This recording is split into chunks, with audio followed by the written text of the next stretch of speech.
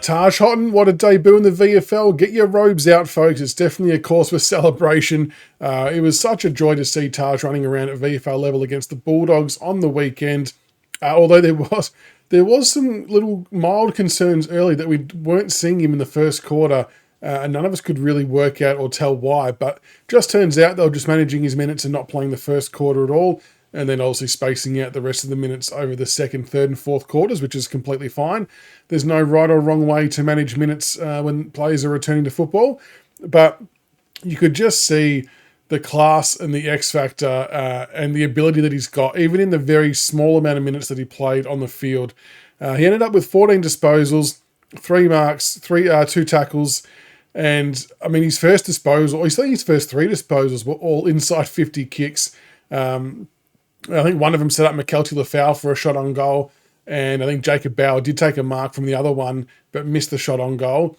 And then just his work rate around the ground as well. There was one bit of play where the ball was kicked inboard to him on the half-forward line, and the kick just fell a bit short. But no stress. Taj is on the case, just picks up a clean half volley, wheels around and gets it moving.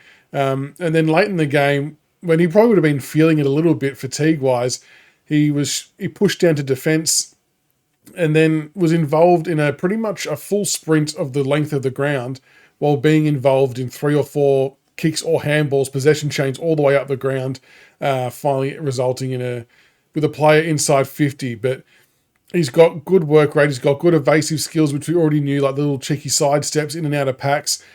These passes were more often than not to a teammate's advantage, which was always super helpful and something that we desperately need in all levels of football, whether it's AFL or VFL. But it was just exciting to see him back out there. And look, even though he didn't play big minutes, to still get 14 disposals, I think he was second best, well, the second most inside 50s on the ground, tied with a few other players.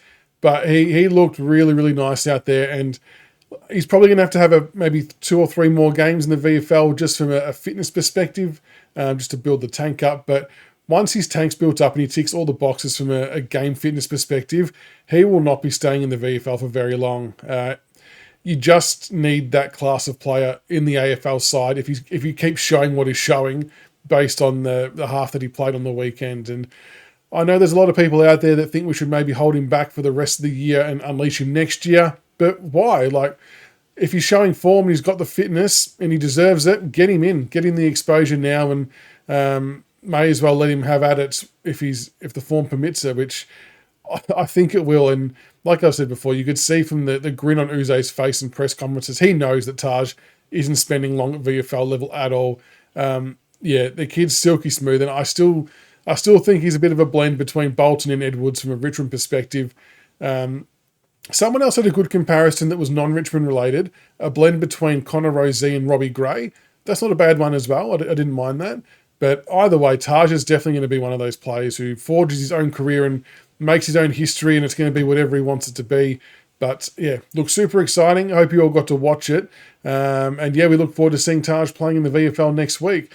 Let us know what you think in the comments below. What did you make of Taj's game? How many more weeks will he spend in the VFL? Let us know all your thoughts. And until the next one, go Tigers.